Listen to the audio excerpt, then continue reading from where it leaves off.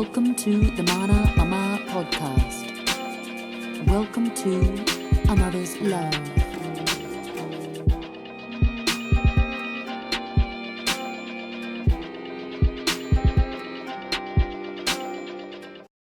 How are you today, Brittany?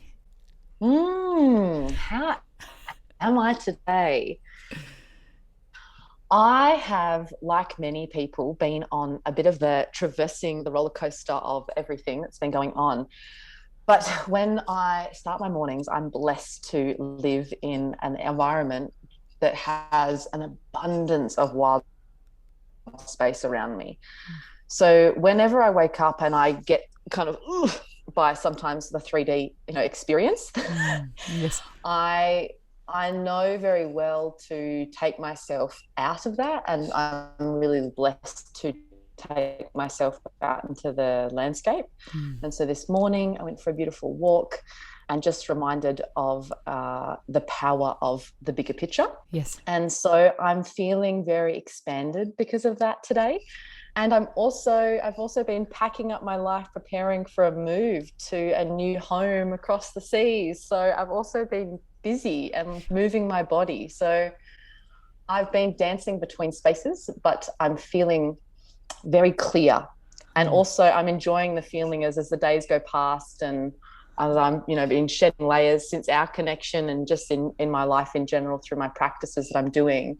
I'm enjoying the feeling day by day of giving less of a shit what other people think, or what else is going out, what's going on in the world, and just feeling completely clear and clean in my own energy. So that's a long explanation for how I'm feeling, but it's also, in the context of what's been going on in the background of my life as well. Beautiful. Full, thorough answer. I would expect nothing less of you, my love. That's why I have you here.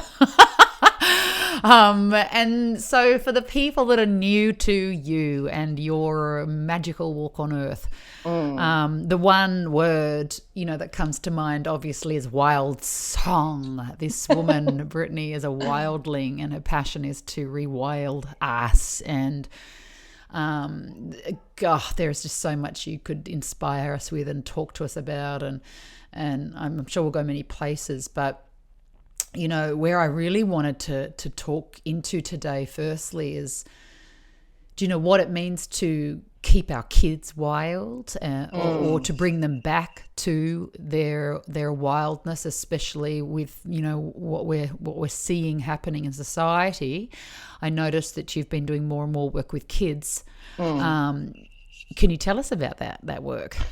Yeah, absolutely. And it's so nice because we've just had our 1-year anniversary of doing the Wild Kids program, and it's absolutely taken off like a rocket ship. When I tell people that we've only been going 1 year, it blows their mind because there's just been such huge community support. But I think that's because people can see the powerful impact that it's having on young people's lives. And it's a no-brainer for me, given what we do, which I'll explain more about. But ultimately, we started Wildsong, and I believe that with any business that comes in this trying to create this new earth, there's a seed for this new earth and way of being in relationship to each other and in relationship to our home, this planet. It's not just about the individual. It's actually, I'm the birthing mama of an energy that wants to be on this plane. And so for Wildsong, it has communicated what it is to me, sometimes before my logical brain has understood how to even create it, what that looks like. Yeah. I actually understood what it meant. And then now, having been in Wildsong, now I know what it means. And the creation of Wildsong was to support human beings to thrive, because I believe that inside every single human being, there is a song, a unique soul song that is to be sung by them on this earth. And it's like this seed of potential. And I truly believe that if we give that potential, that beautiful song, that vibration that is destined to be on this earth through that human being, that we can see a very, very different planet that we're in. And so Wildsong was the fertile soil to really nourish this potential inside human beings. And when we were thinking about the first program to offer, it was a complete no-brainer for me when I was thinking about it has to be the children. We've got to start with the roots in the community. And because their potential and that beautiful soul song is still so pure in children. It hasn't been tarnished or hasn't been restricted and suppressed through all of the conditioning that we see in our cultural narratives and norms and schooling systems and every other kind of crap that humans get sideways by. Yeah. And so I saw that as the most powerful and effective form of creating the change that we wanted to in our communities, because what happens is when you start with the children, the mothers and fathers, the uncles and aunties, the elders start to see that transformation happen in their children, and they get interested. And so Wildsong itself, and then we offer this program called the Wild Kids program, which is particularly focused on kids, provides all of those necessary ingredients that we know humans need to thrive. And that is, we provide deep nature connection experiences, not just outdoor ed in the sense that, we're kind of doing all these crazy activities. Like, it's deep nature connection. It's relational education and it's much more spiritual. And I don't say spiritual as something unattainable or religious at all. It's something innately that is within all of us. So we provide that sense of deep nature connection. We provide mentoring, and this is very different to schooling. And if we look back on all of our ancient lineages in our ways of life that we used to live in, when we live in small villages, wherever your ancestors come from, we lived like this. We didn't have schooling systems. We had mentorship models. And these mentorship models operated on mentors who were skilled in their craft. Yes. And they would recognize the potential, that beautiful soul song, that seed inside young children, and say that child has got an amazing eye for, spear throwing or hunting, or that girl there, she knows herbs. She's got that incredible memory for them, like I have never seen. That she's got that medicine in her. Yes. And they would spot this soul song and they would nurture it through mentoring. Yes. And it was it was the role of the mentor to have that tracking eye and to spot it and nurture it. And that's what we do instead of schooling, where it's this one size fits all. We've designed the system and you're all going to meet it.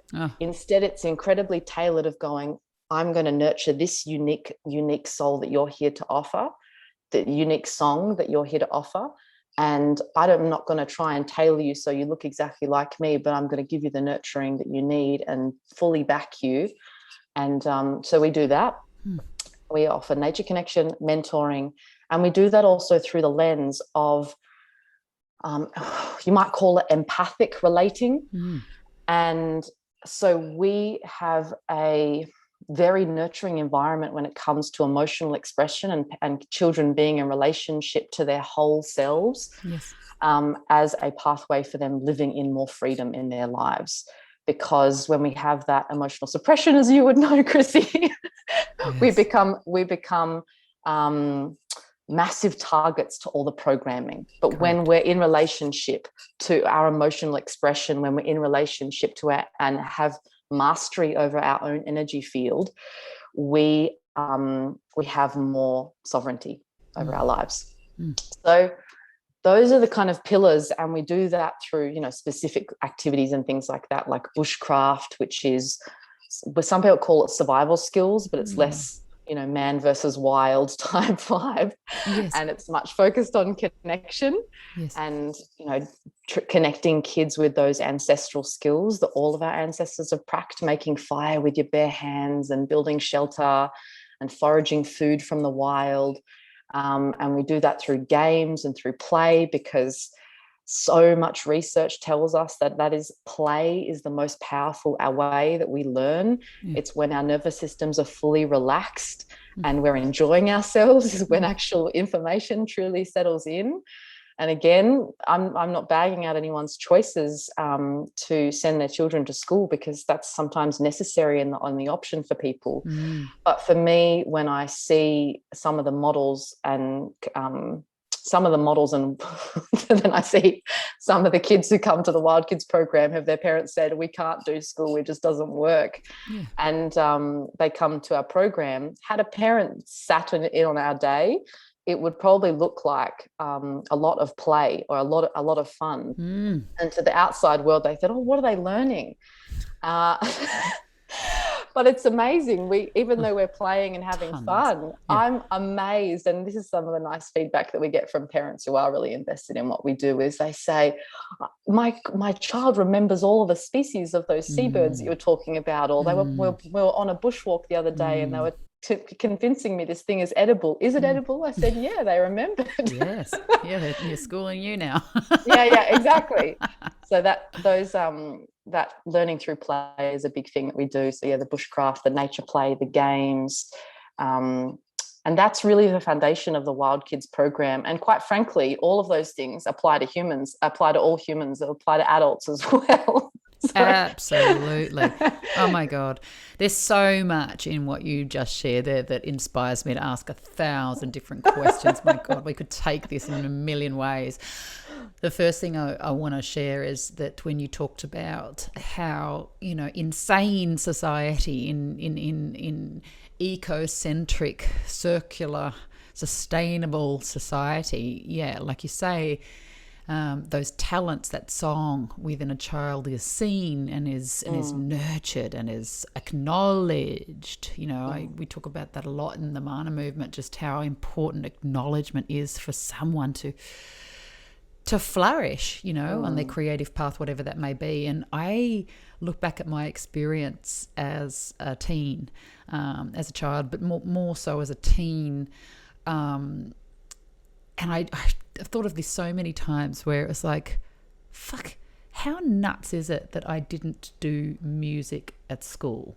Although I was, in and out of the Conservatoire of Music, with the piano exams and kicking ass, and I was singing in all the vocal ensembles and performing and everything. Yet I didn't take music, and I would have loved to have done that if I think back. And that had, without blaming anything or anyone, I can see that had everything to do with unsaid social programming from my family, from, what I saw my brother and sister doing and what I saw, the people around, it just wasn't what we did. We didn't choose the arts. That was just not what you did. You did economics and all those sorts of things. And and I just think, far out, I wonder what would have happened if some elder, one of my parents or someone had said, hey, what about music? It was so obvious, but it wasn't there. And this is happening en masse to our younger generation. And it's, the amount of work we have to do to unravel from not aligning with our soul song, with our song inside, it's huge. Nearly everyone I know is we're just doing our best to strip off all the conditioning that had us not follow that really deeply intuitive and probably gift that we were born with. And how wonderful that you and your crew are showing, elders, parents, how to, and giving that to the child first, having them feel seen but reminding parents that it's, like you say, it's not just one of 3 or 4 or 5 or 6 choices or whatever the cookie cutter fucking program is coming out of education. There's a million things, 1 billion things, 6, 7 billion things, different things that we could be doing, right? Absolutely. It's funny. I was having this conversation the other day and I reminded myself of a Alan Watts video that I must have watched 10 years ago of him giving some speech and talks about, our mainstream model of education says, again, that cookie cutter, these are the options. And Alan Watts was saying, screw those options. Follow what brings you immense joy and become a master at it, because the world is inspired by masters. If you want to be a tightrope walker and be the best in the world, you be that, because people, and it's much more than money. It's much more about the vibration that you carry into the world when you're doing that thing. And abundance follows you in enormous amounts when you're in that. But people do paid amazing money to be able to come and see a master in their skill. Correct. And never in a million years did I think, I haven't had mainstream education, all the things, and did I ever think that becoming a bushcraft educator, telling people how to survive in the wild and designing full kids programs, and by the way, I'm currently doing a PhD in this work. Wow. So did I think, was that ever an option? Was that ever proposed as something? Absolutely not. Absolutely not. And had I said, I'm going to go teach people how to eat roadkill and learn how to, and build shelters in the bush and learn how to forage wild foods and make fire with their bare hands, I'm sure there would have been plenty of people that would turn around and say, that is the dumbest idea. But I have a business that is thriving. Yeah, you do. I have scientific and academics supporting my work. So I just say it's just not. You just got to think way outside. And yes. I loved your story because for me it spoke so much to the power of being seen. And I remember from my own story, I had a similar experience where I ended up not going to university after I finished high school. I couldn't wait to get out and travel the world and see all the things.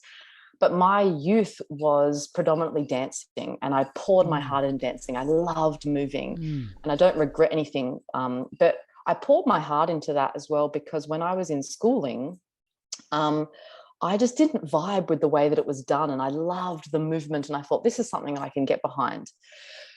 So when I did decide to go back to schooling, and I went back to tertiary education after a bunch of years and returned as a mature age student, I didn't apply for science. I didn't apply for environment. I didn't apply for all these things that I was passionate about, because I literally thought I was too dumb to get into science. I'd spent my youth dancing, and so there was no way I was going to get into something like science, because I thought I was too dumb, because no one had taken the time to actually recognize my potential in that area. And that's okay. This is the beautiful thing too. I've got so many friends who are teachers, and my heart feels for them, because there's no way our current teachers in our mainstream models, even if they're in alternative education, have the capacity to do what this mentoring model is proposing, because of the just ridiculous systemic issues that they're and what they're being asked to do as a sole individual, like with 30 kids. It's just insane.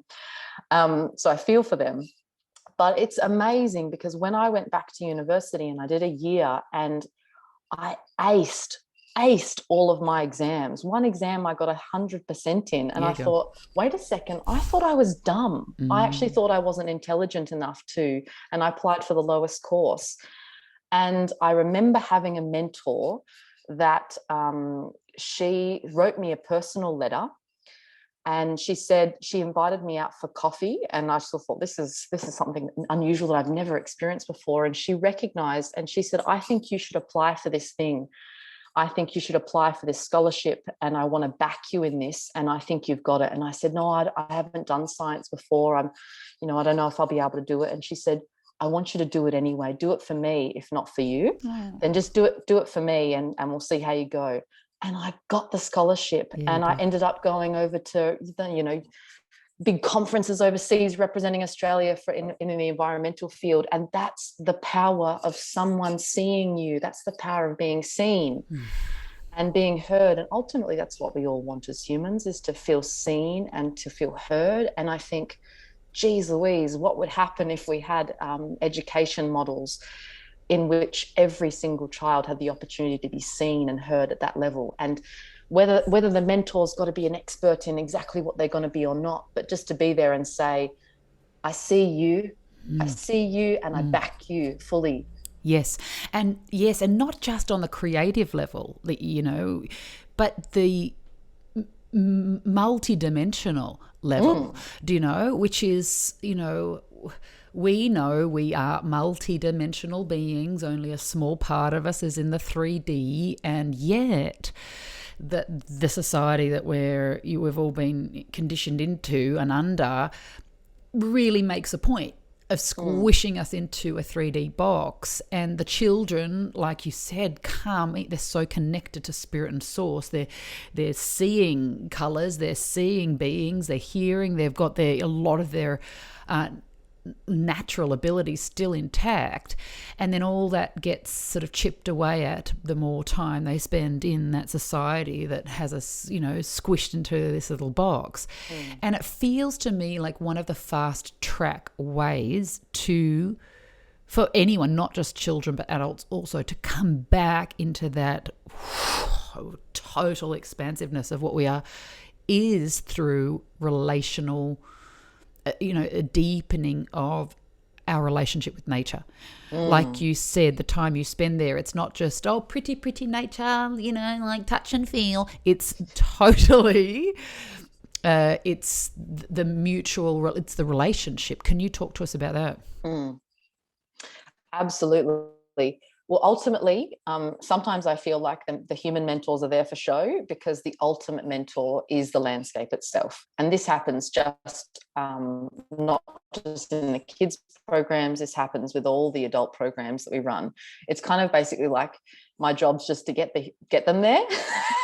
Nice. And kind of like hold the space energetically, and the landscape does the work, because that's just our innate way that we learn as human beings. You know, you've just got to provide the space and it happens naturally. And I never see that more eloquently than I do with the children. You know, we offer these skills, but you don't have to say, you know, this is how you don't have to set up a system where you go, okay, this is how you need to do creative play with, you know, plants or whatever.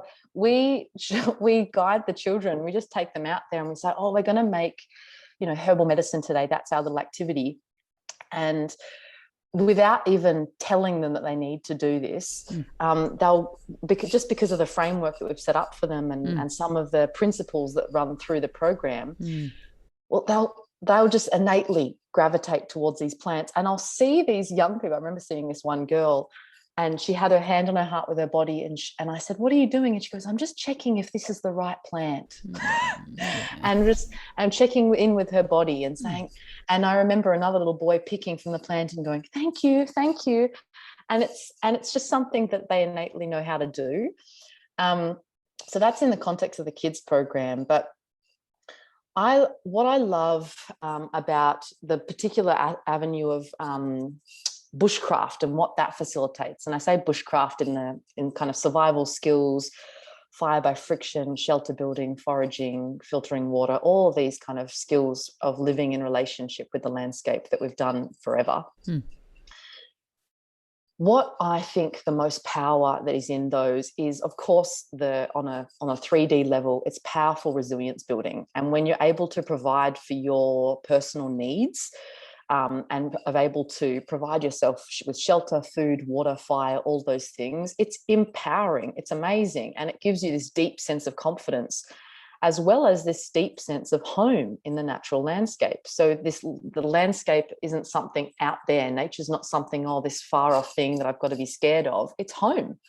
So that's a big one. But if we want to use these skills as metaphors, what I see their potency is, and particularly with adult programs, is reconnecting humans with their inner source of power. And that's not power over. Sure. That's it's more about their creative potential, their inner wildness. Yes. that reveals to them more than anything that they are nature. They are this earth, because they awaken to the fullness of who they actually are. So when you see And it's one of my favorite things. I run women's programs as well, teaching this. And, you know, a lot of these women that come, they've been conditioned like we all have, and have lost sense of their true power. They're in victim mode. They feel squashed by their current conditions.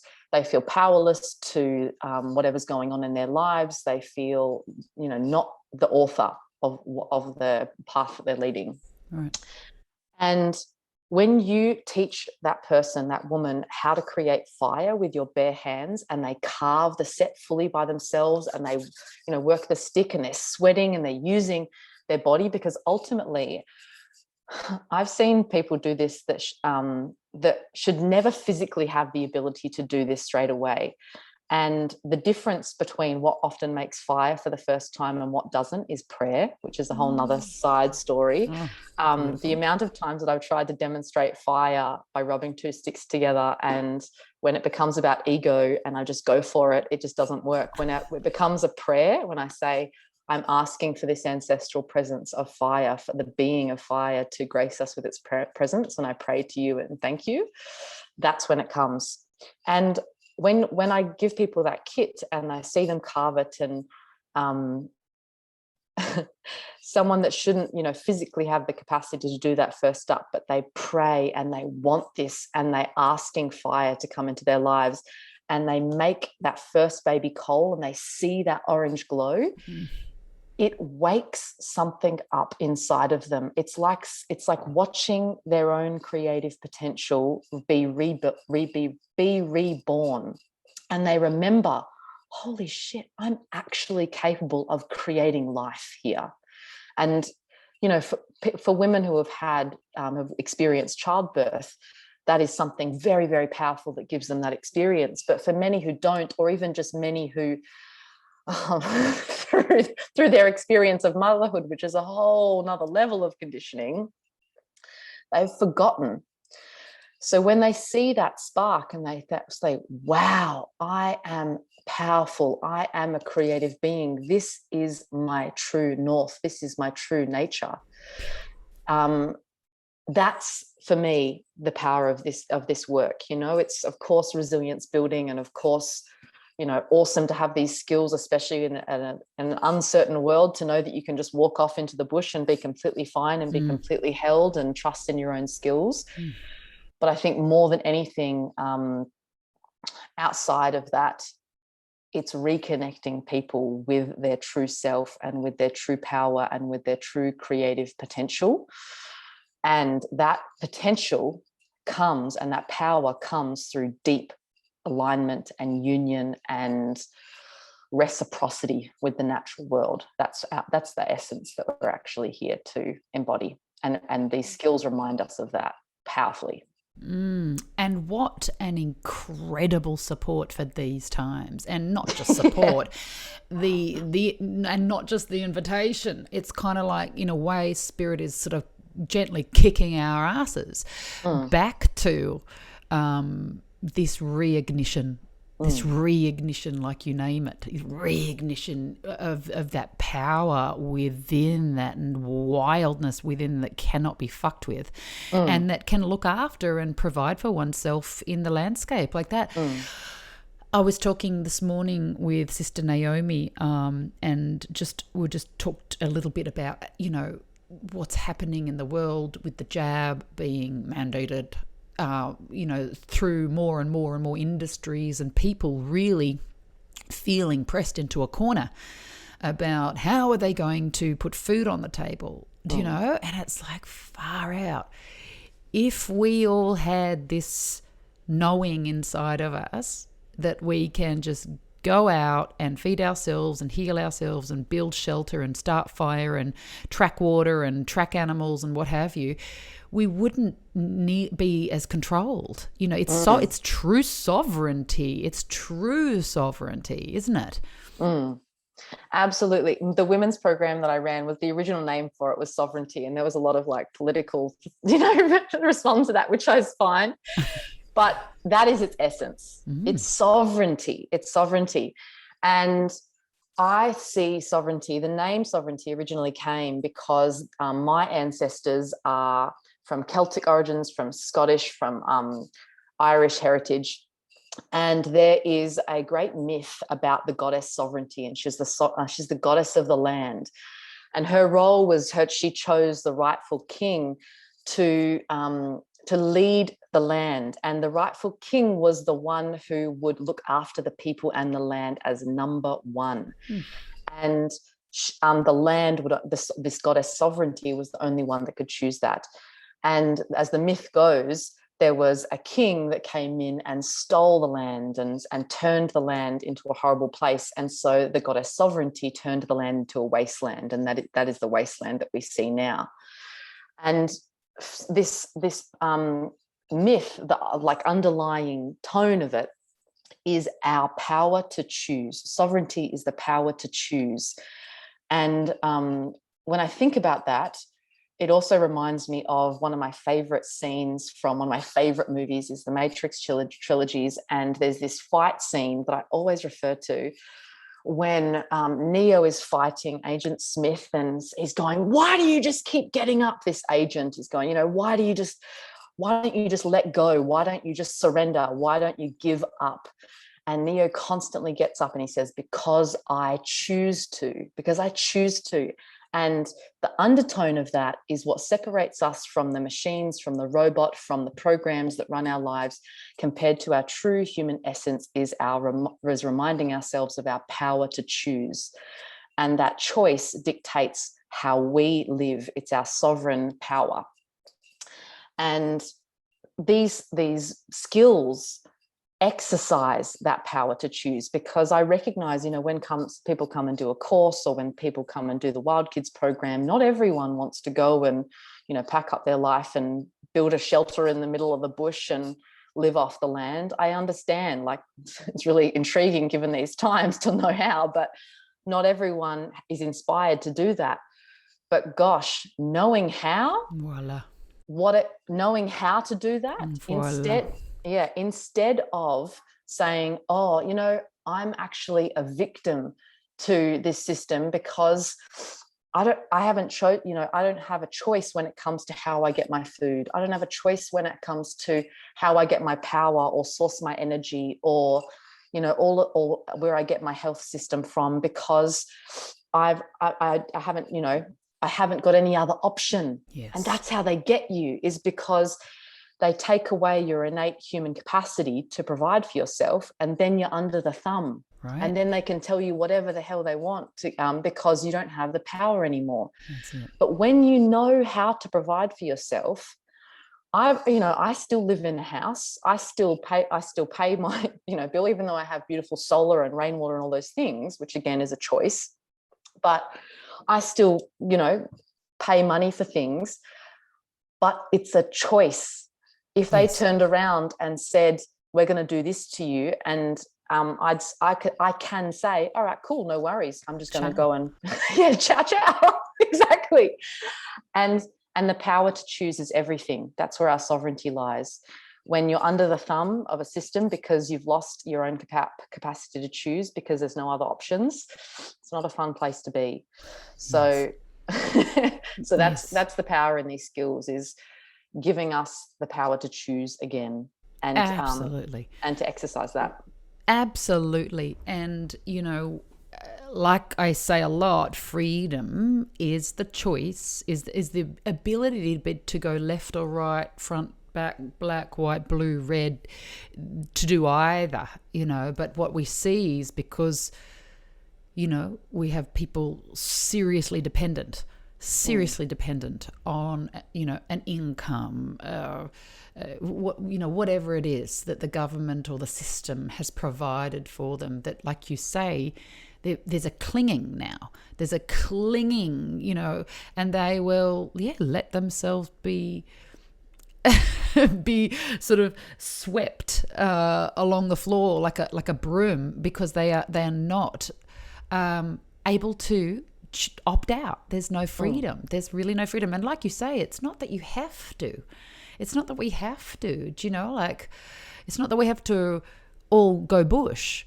But that is where we are very, very powerful, and that is our innate, that our wildness. It's so empowering, and I would highly recommend anyone listening to this podcast who is vibing with what Brittany is saying is to jump into one of these courses and do it, because this stuff ignites parts of us that are sleeping, parts of us that are dormant, that are ancient, and not just ancient, galactic. They relate to our connection to cosmos. And far out, when you've got that stuff in place, what we're facing could just wash straight over us, you know? Oh, absolutely. There's even times that I've thought, I remember when this first hit actually a year ago, and there was a part of me that was kind of excited because I was like, woo, I get to put all this into action. I'm ready. Like, this is strap on in. Yes. And but you know, unlike every other human as well, is that I have this 3D experience. And I remember just even last week of going, oh, you know, what if this happens, and what if that happens, and oh, I've got to let this go. And I stopped myself and I said, wait a second, I'm pretending like I don't have the capacity to actually create something new. I'm pretending like that has to be my story. And this is what happens when we begin to exercise our creative capacity more and more through these physical skills, like building a shelter, creating fire, all these things. You're exercising. It's a practice. You're exercising that creative capacity. I stopped myself and I said, you know, wait a second. Oh, it was about this. I'll give you actually a practical example, is that I was running this women's program, and I've had this huge message to move down to Tasmania, which is where my partner is, and to go now. And my next women's program was sold out, and I was having this whole, but then that was a lot of money that I was going to have to let go of. And, you know, people are shut down where they're living, and I'm not going to make that money again. So all of this, you know, all of that shit, all of the mind crap. Mm-hmm. And I stopped myself and I thought, wait a second, I'm pretending like I don't have the capacity to just create it again. Right on. No worries. Right. No worries. And ultimately, you know, if we zoom right out on this as well, is we can run into the stories of that we are under the control of whatever's going out externally to us.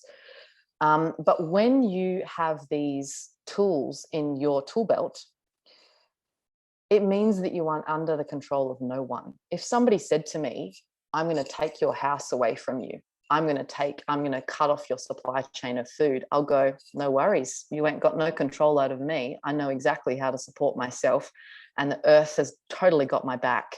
Like, what a powerful thing to feel. So hot right now. And it means you're like, I ain't under control of nobody. It's so hot right now. Seriously. And it's beautiful, and you can even have that on the minute scale, because I've had so many women who come to the programs, and even kids, even on the Wild Kids program, when we build a shelter, and the thought of staying in the shelter overnight, you know, they build this shelter out of, you know, just everything that they gather from the land, and I share my story of the first time sleeping in these shelters, and I share my story about being absolutely terrified of the dark, of being alone at nighttime, of all of these really interesting programs that I was being run by, essentially, that was limiting my own capacity to be in deep relationship to the land in that way. When I share my own story of sleeping in these places, I share the story of being reborn. And when, you know, women at first, they don't believe me. And then I see them when they come out of their first night in a completely wild shelter, just, you know, no sleeping bags, no pillows, just the clothes on their back. And it is the most exciting thing to me, the most powerful thing that I love this to be the feedback every single time, and I would be immensely fulfilled, is that seeing those women walk back up from the forest, say, I wasn't afraid. That's it. Yes. That's it. I'm not afraid. Yes. And the metaphor for that is so powerful. Yes. To have that experience of being deeply held by the landscape in a natural shelter, and being reborn through that experience of being completely okay, being completely safe, having all of your needs met, knowing that you can actually meet your own needs through the crafting of that shelter, to then arrive out the other side and go, I'm not afraid. That's power right there. Oh, so powerful, so powerful. And I have thought that over, I think it was many years ago, Sister Iris up in Byron questioned me when I was up there about, do you feel safe? Could you just go and sleep on the earth? Could you just go out under the stars and just sleep on the earth without a this and a without a that, without a tent, just go out and sleep on the earth? If not, why not? And that's what you need to look at. If it's a fear, like what are those fears? Like these are majorly limiting us, from what is meant to be the most inherent thing in the world, which is sleeping on the earth, of sleeping on our mother and feeling held by her, feeling safe. Like all this, I mean, again, this is like metaphorical for everything, really, like all the mind stories. I'm going to be bitten by a this, or that's going to come get me, or nee. Like, wow, like there's so much garbage that, our human family are contending with mentally at the moment, that has them believe they can't, surrender, I guess, surrender to the fact that our mother provides, for fuck's sake. Food, like I remember posting recently, like where we're teaching children that food comes from shops, and to get that it comes from pay. It's like, fuck, we are so off track as a society, and in a very immature way. Like, the doozy they've done on so many people, the architects of the society, the doozy they've done, having people think that this is civilized and mature, and out there, dirty and nature is uncivilized and immature. And it's like, fuck, it's so completely the opposite, where the way we're behaving is so immature. All dependent, it reminds me of something one of my friends said to me. As a farmer he's just the most amazing fella, and he said, Chrissie, I look into most men's eyes and they're babies. I was like, oh yeah? And he said, you know why? Because they don't know how to feed their families. And I was like, whoa. It's like they don't know how to feed their families. They're dependent on shops. And I was like, whew, that it really hit me, and no judgment there, but it's like, look how far society has taken us, especially with all these rumors around the door, with the food shortages coming, and it's there's so much for us to reclaim, and it's exciting. It's really exciting where the kids are, the next kids are coming through, especially the kids who aren't going to step a foot into a school ever. Like Billa's Pie, and they're like they're never going to go into that institution of limitation, and they're going to stay super broad and super cosmic and super in tune. It's like, fuck, this is exciting. It is exciting. It's terribly exciting.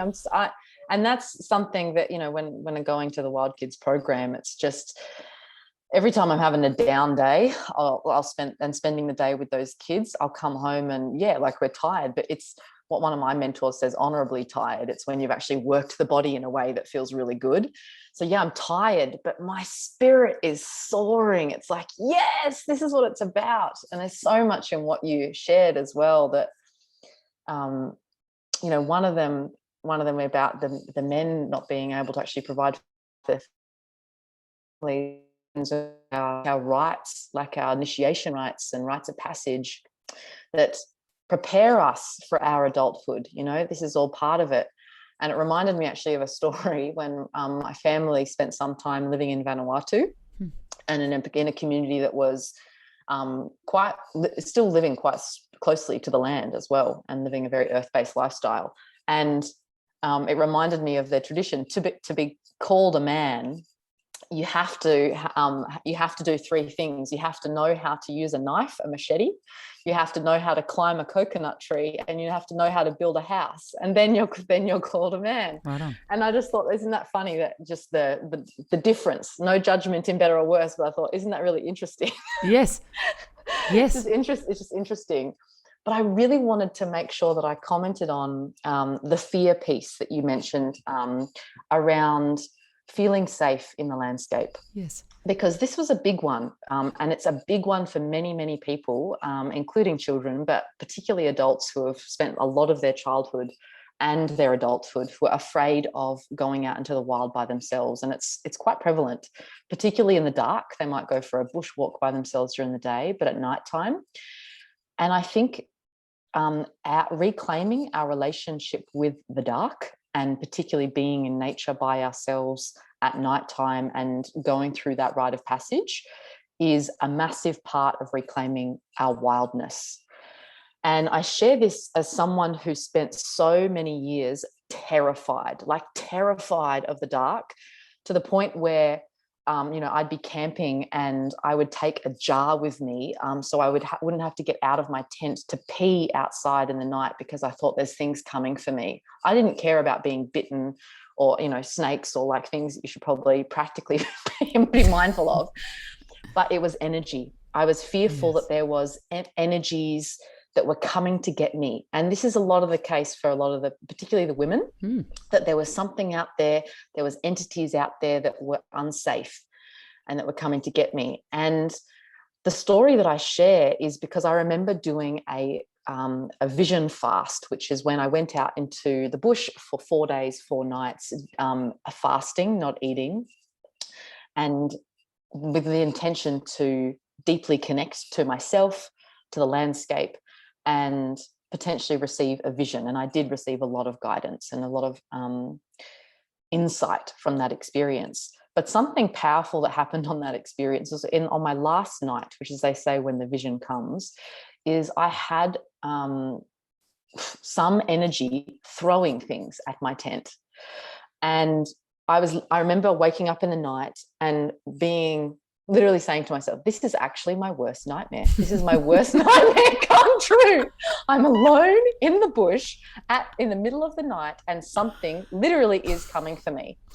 And so my option is I completely, collapse, or, which I did, I completely surrender. What I did is I anchored my energy deep into the earth, and I claimed my space. And I trusted that I was safe.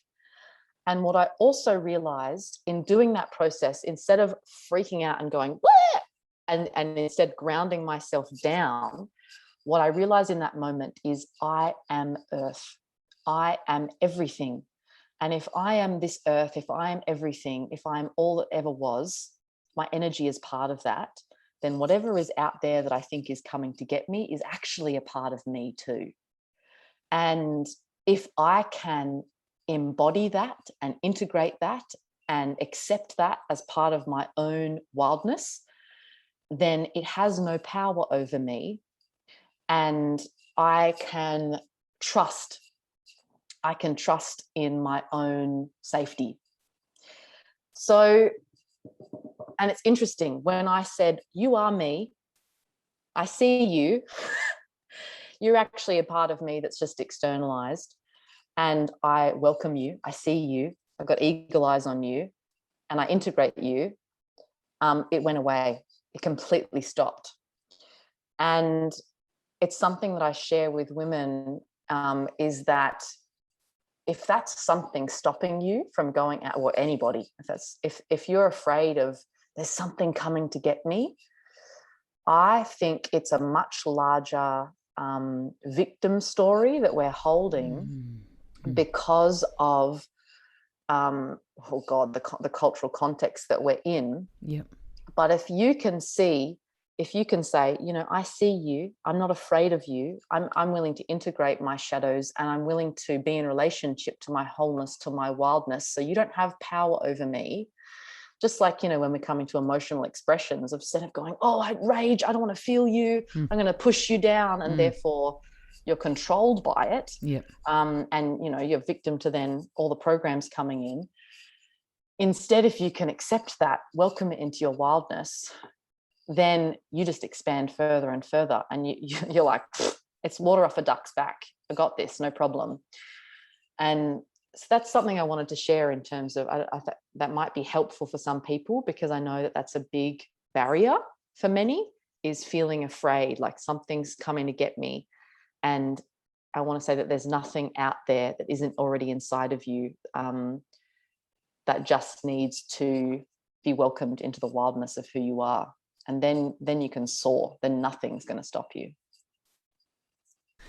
Brittany Laidlaw.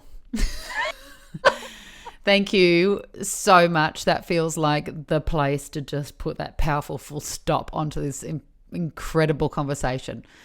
Thank you so much for coming into the Mana Kitchen and sharing with us from your wild heart, your passion for wilding and rewilding adults, women, men, parents, and children, most importantly. And we will publish links to your work underneath this podcast, darling. But thank you so much for coming today.